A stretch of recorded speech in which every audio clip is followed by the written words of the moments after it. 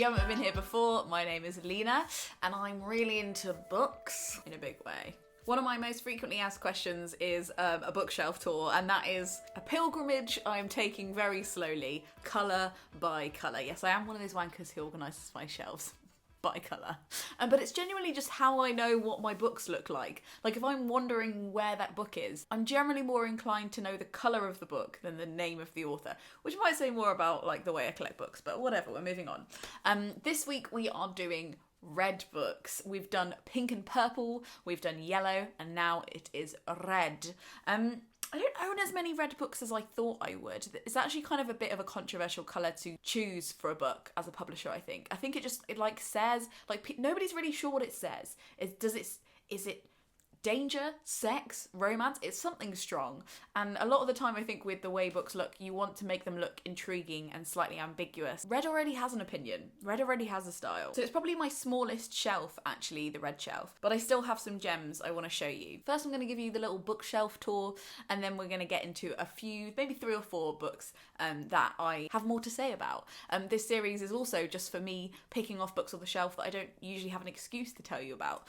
So here's the bookshelf tour, and then we're going to talk about the books. So, welcome to my red bookshelf, the colour of revolution, periods, lust, communism. Brilliant, let's start. So let's start on the top. This is actually a book that I finished quite recently. I'm going to pick the first book. Am I allowed to just pick the first book I pick up as the one I'm going to talk about? I'm going to talk about this. This is a great source of stress to me about where I should put it, because it feels like the spine is very ambiguous colour-wise, but the red was the most eye-catching. But then also it's got this amazing side bit, so I'm like, well, obviously got to be this. So that's going on the pile. I don't know what my thing is about buying books with titles that I already know the answers to, but like, that's the book that I'm going to read. This is a book called The Tenants. It's just a short book that I picked up from work that has a really interesting premise. You can look it up if you want, but I'm going to read it. This is The Housekeeper and the Professor, which is part of the vintage Japanese classic series. The premise of this sounds very like In the Mood of Elegance of the Hedgehog or something, and it sounds like it's really up my street, so I'm really excited about that. This is a book that you can't buy. I've done some work with and support English Pen, who protect like writers and journalists from abuse and discrimination around the world. And this is a short, these are like some lectures that famous people, like all these people, have given, published by Faber and Faber, but it's not actually, it doesn't have an ISBN, it's not actually available. I think it's just for people who are involved with them. So I'll let you know how that goes. This is the Book of Longings by Sue Monk Kidd. She wrote The Secret Life of Bees, and this is her book about the wife of Jesus, so on board. China Dream by Mai Zhan. I was gonna read this before I went to China, and then I started it and it freaked me out, but I still intend to read it, and now I know a lot more about the situation in China right now. I think it would be even more interesting to read about. This is The Reinvention of Martha Ross by Charlene Alcott, which is one that I read the first couple of chapters on in a video, where I was doing a video on first chapters, and I still really need to read. I don't know why I have this book, but at some point I think it will come in useful for a video. Blueprint for Revolution: How to Use Rice Pudding, Lego Men and Other Non-Violent Techniques to Galvanize Communities, Overthrow Dictators, or Simply Change the World. So this is a metafiction book that I read some of when I was at uni, and I mean to read, but this is like weirdly a Christmas version of it. If on a Winter's Night, a Traveller. 5 Rules for Rebellion is one that I hauled at the beginning of lockdown. It's a new one from Sophie Walker, who's a famous activist. These are postcards, very creepy postcards that I send to Gumption Club members. I'm so sorry if you've got one of these from me. They're very strange. They're all like Houdini related. Sure. I've shown this in the video before. It's a republished, out-of-print women's fiction classic published by the British Library. This is a horror book about the underground that I picked up from a charity shop that I have yet to get the chutzpah to read. Although now I don't actually have to ride the underground right now, it's probably a good time to read it. Release the Bats is actually the first part of it was a really useful guide to how to write, and got me out of a real writing rut. But I don't know if I'd recommend it overall, because it got quite slow at the end, and then it kind of just like has one tip per page at the end, but it was quite useful and really well written. I've shown this before in a video, but this is a special edition of Dead Man's Trousers by Irvin Welsh that I kind of keep for the production value, really, from a publishing point of view. I think it's like a masterpiece. Look at this. Look, you've got to see. Hold on. Oh my god. It's so beautiful, and that's a photograph as well. I've actually seen these puppets in real life. These puppets exist. This is a nice edition of the Twits that Craig got me for my birthday. The Twits is my favourite of the Roald Dahl novels. Look at the inside cover. Oh my god. This is unwritten Caribbean poems after the First World War. I've dipped into this quite a lot. I haven't put it on my Goodreads as finished because I haven't finished it, but it's all about the residents of the Caribbean who fought in the First World War. Up here we've got some more. If you've watched my other vlogs, you'll know that I have a lot of these graphic guides. This is a graphic guide to empiricism. Woohoo! They're like comic book style guides to big ideas. A really nice copy of The Night Circus. This is actually a children's edition, but I much prefer it to the adult edition. It's way more pleasing, really clever, really like almost kind of Art Nouveau-y. This is something I dip into. While I haven't really got on with a lot of Angela Carter's fiction, her collected journalism and essays are really cool, and I've read a couple of them and found them really, really helpful. So that's something, again, that I would never swear to have read the whole way through, but do dip into. Okay, next. Oh my god, okay, let's talk about the stopping places, because I read that a while ago, but I haven't had a chance to talk about it properly. I'm going to put that on the pile. Defos. Oh my god, also I have a very emotional connection to this. I should see, it's even falling apart. This is my copy of Marxism, a graphic guide. It's one of the first graphic guides I bought, I think. This is my secret weapon. It's a book by Vintage, which is called When Love Speaks, Poetry and Prose for Weddings, Relationships and Married Life. I pull this out whenever I'm asked to do a reading at a wedding, or people are like, shit, I've got to do a thing about Valentine's Day. We need to write a blog post about Valentine's Day. I'm like, got you covered. It's literally just an anthology of old poems about love. That's it. Bit of a questionable cover, but whatever. Oh my god, one day I'll tell you the story of this book, but there is some publishing drama around this book, and I consider it a piece of publishing history. This is a We Go to the Gallery, which is a comedy book, satire around puffing classics, but published by Dung Beetle. There is nothing in this room. John is confused. Susan is confused. Mummy is happy. There is nothing in the room because God is dead, says Mummy. Oh dear, says John. New words. God, dead, confused. John sees the big vagina. That's a big vagina, says John. Big vagina's a feminist, says Mummy. John is scared. It makes me laugh. There is oil on the floor, says John. The oil is all the blood shed by the US government in its illegal war, says Mummy. Golly, says John. New words. Oil, government, blood. Well, it's my sense of humour. This I've talked about before. I, again, keep it for very aesthetic purposes because I think it's the perfect example of a perfectly published book. But, like, look at this. Every pencil has, like, the title of the book on it. And then it's got some long pencils on the spine. I don't know why, but this is, like, one of my favourite book covers I've ever seen. This is the play script for Fleabag. It's really good to just read. I like reading plays, so that's the thing that I do. This is Craig's book, An Artist of a Floating World. I'll be honest and say I tried to read this when I was like 20 and didn't get into it, but Craig likes it. This is a practical joker's handbook that I used to use to prank my brother with when I was like 7, and I keep it on hand just in case Craig gets, out of line. Banter. Rape of the Lock, which is actually like one of the classic poem storybook things I don't hate. It's by Alexander Pope, and it is like regrettably very good. I resent you, Alexander Pope, for this. Terrorists at the Table, which is a book I bought from a charity shop, I think, because I was just really interested in, like, I don't know what to tell you. Interested in negotiating with terrorists, I guess. Anyway, I'm just interested in, like, official peacekeeping methods. So I did read some of this and I highlighted it, but then it actually did kind of lose me towards the end. So I kind of keep it in the hopes that I'll become cleverer. But it's a bit of a questionable, I don't know. I'm not recommending this book. I'm kind of just interested in it as a artifact. Rapture by Carol Ann Duffy. This is one of the first poetry collections I ever bought myself. In fact, it has a sticker with my old address on it from home, and it's very special to me. I want to read this book just because I'm very curious about all of the cultural phenomenon around it, and it sounds kind of like a bit crazy, but I borrowed it from my mum and I do want to read it because I don't know, I kind of really like to read. Like, I read The Game and I've read 50 Shades of Grey and I've read the biggest stuff out there. I'm always really curious to see like why it captured a moment, why it captured people's attention, even if I don't agree with it. This is a book of Craig's, A Curious Guide to London, because he likes learning London facts. This is another copy of this book. Why have I got two? I'll keep that and give it to a close friend, I guess, who I know will appreciate it. we'll see. A History of Britain in 21 Women by Jenny Murray. Jenny Murray is, of course, famous for Women's Hour. I keep this because I want to learn more from it, but I kind of like started reading it and recognised like how, I don't know, I think I disagree with her on quite a few points. I mean, Margaret Thatcher's in there for one thing. And also it's like hella straight, hella white. Again, it's useful to know because I think there's loads of gaps in my knowledge, and say like Ada Lovelace, I wouldn't be able to tell you that much about her. I wouldn't be able to tell you that much about Boudica. It's useful to have around, even if I know it's not like completely, it's not like a complete guide to women. Gloria Steinem thinks it's okay, so, well, what can we do? This. Okay, we're talking about this. We've got to talk about this.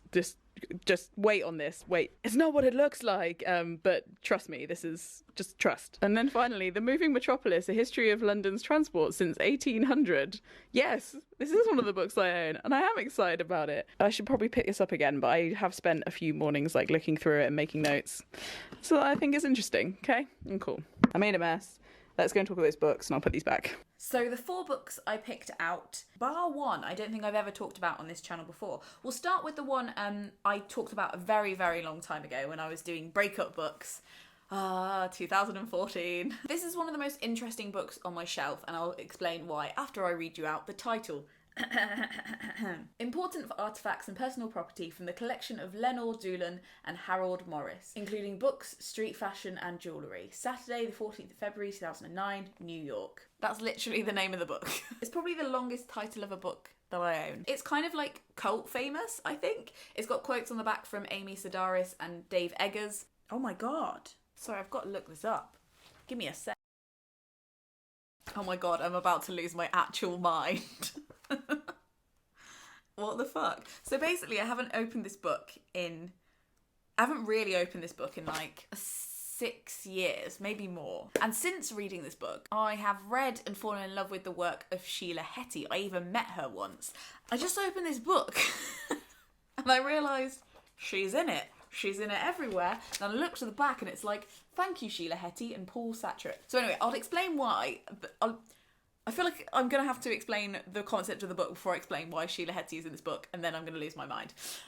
So this is a faux catalogue. Apparently, if you're like somebody who frequents auctioneer places, I don't even know what they're called, auction houses, then you might know what these really look like. But this is a auctioneer catalogue, or it's a mimic of one. It's actually a literary book, which is why it looks the way it does.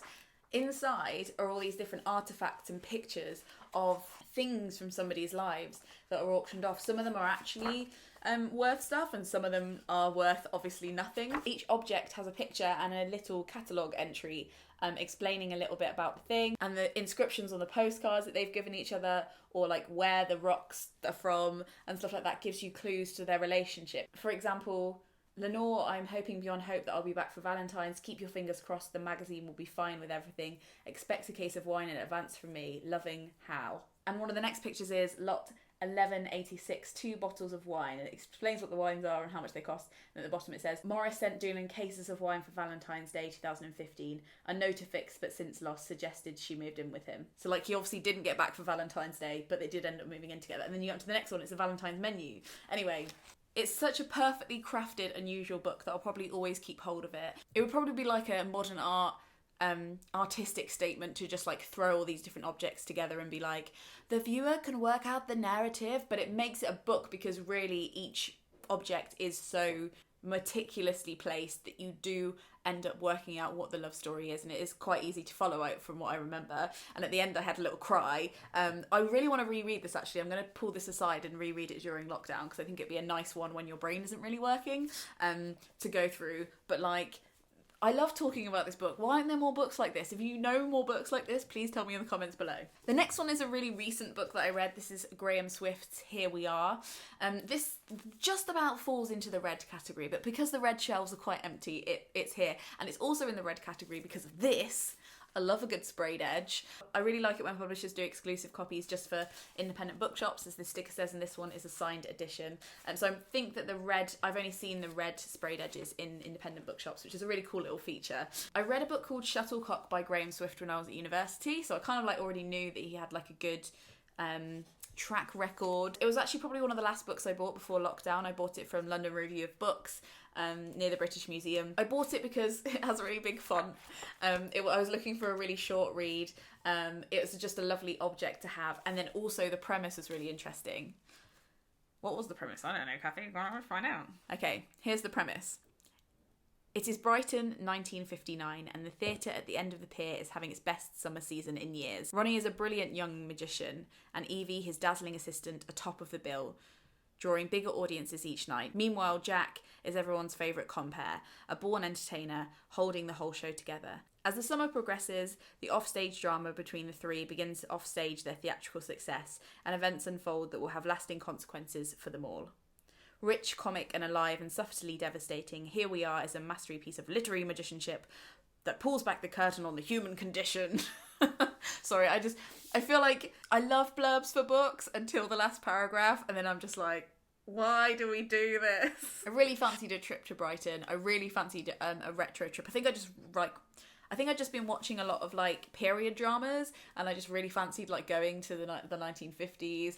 I really fancied going to Brighton, and I also really love anything to do with like old decaying theatres, old circuses. That's like my reading fodder jam. So I was like, yes, this is the one. I really enjoyed this book. I don't think it's like stuck with me particularly, but what I thought was really cool is that it isn't, while in the back it's like, it's a love triangle. I'm like, like really about 10% of all the books that say they're love triangles are truly love triangles. It kind of is, but it's also about a boy.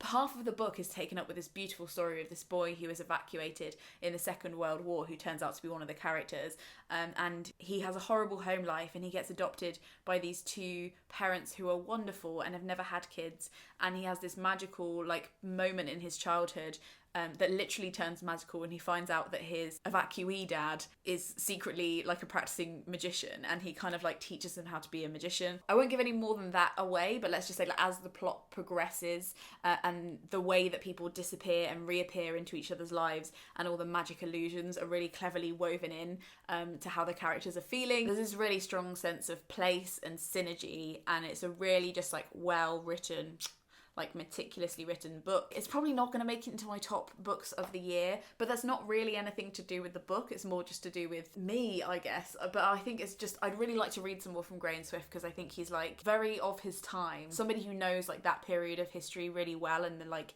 inner psyche of that period of history really well. So I'd like to read more from him for that reason, I think. And I'll probably just keep this edition because it's so beautiful. It's such a beautiful little piece of art in itself, I think. The third book that I wanted to talk about, I have very fond memories of, and it's Marxism, a graphic guide. Now, when I was at university, I had never heard of Marxism. Nobody had ever talked to me about, oh, fucking hell, I broke it. Do be careful with the spines on these ones. Some of them are a little vulnerable. If you haven't heard of the graphic guide series, they're the graphic guides to big ideas, and they're drawn like graphic novels, but they're actually unpacking big political ideas that you might not be able to get your head around. The Lacan one, I remember really helping me. Like when I was doing like a psychology module at university, I was just like, I'm never going to understand this. Then I read the Lacan graphic novel and I was like, the sun has come out. So yeah, Marxism was another term that I hadn't really heard until I got to university and was a bit like, what the fuck is this? Do I really remember completely what superstructures are and what dialectical materialism is? No, but I do feel like I have a better overview of Marxism, and I definitely keep this on my shelf as something to top up my head if I ever want to kind of like delve back into that thought process and understand it better. And they're also just really entertaining little reads. It's really cool if you like, I've often like taken these on holiday with me as like a backup thing that's like, oh, I want a holiday beach read that's like lighthearted, but if I ever just want to sit and think deeply, it's nice to have one of these on hand. So I've got quite a few of these just like dotted around my shelves, for reference as well. There's a feminism one that's pretty good. It doesn't cover everything, but I definitely use that as a top up when somebody's like, can you come and talk on a panel about the history of feminism, or can you come and like go on a podcast and talk about this? So like they're really great, and I just wanted to highlight them really because I like them. The end. Also, Icon Books was my first publishing job ever, so I used to like have to hand sell these all the time, which was really fun. But yeah, they're kind of like a sentimental object for that reason as well. That's why I keep them. And then finally is The Stopping Places, A Journey Through Gypsy Britain, which has a red spine. Now, there's a criticism. I've read a few. I've delved into the shelving mark that is gypsy history in the UK, and I'll say two things for it. It's very small, and until this book came out, I think predominantly written by people outside of the community. which doesn't mean they're bad books. And actually there's one that I was really loving but actually just kind of stopped reading and need to go back to, which is called I Met Lucky People, which I really want to go back and reread, and maybe I should do that soon. I read some of it and highlighted loads, but then wanted to go and do my own background research before I read the rest of the book. Does that make any sense? Nerd! God, maybe I do belong in Ravenclaw. What is this? I was already really interested in the idea of this forgotten history that we often ignore, and I often still see like newspapers that have cottoned on to other kinds of racism being explicitly wrong, and maybe you shouldn't explicitly be racist in newspapers, not that it stops them from being implicitly racist.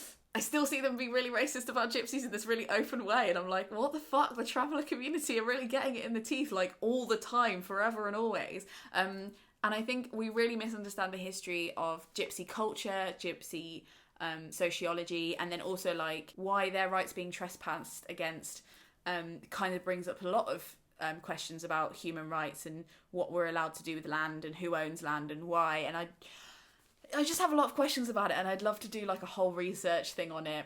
Damien Labar is an incredible guy. I actually got to interview him. I'll leave the episode below. But he is from this community and he writes from this community. And this is a book about him going round, and this is a book about him now living a little bit more of a traditional life, going back. Traditional life? What the hell does that mean? Unpack that, Lena. What the fuck? And this is him now living a more of a conventional house living life, doing a kind of pilgrimage around these stopping places, which are these ancient encampment sites around Britain that kind of are only known to travellers, or were only known to travellers, and thinking about the whole history of his people, how they've been neglected, what he's learnt from them, what people don't see about that community. And it's really beautiful, and I think it's a really important contribution to those kind of discussions. So while not on the face value a red book, it is in fact a red book, at least as far as my shelves are concerned. I hope you enjoyed seeing the red books on my shelf. Let me know which colour you'd like me to do next in the comments below. If you'd like to watch the playlist of colours I've covered so far, you can click up here. And these videos are free to watch, but if you'd like to be part of the little community of beautiful people who make them possible, you can look into joining the Gumption Club. I'll leave the links to that below. Thank you so much for watching. Frog Snog out.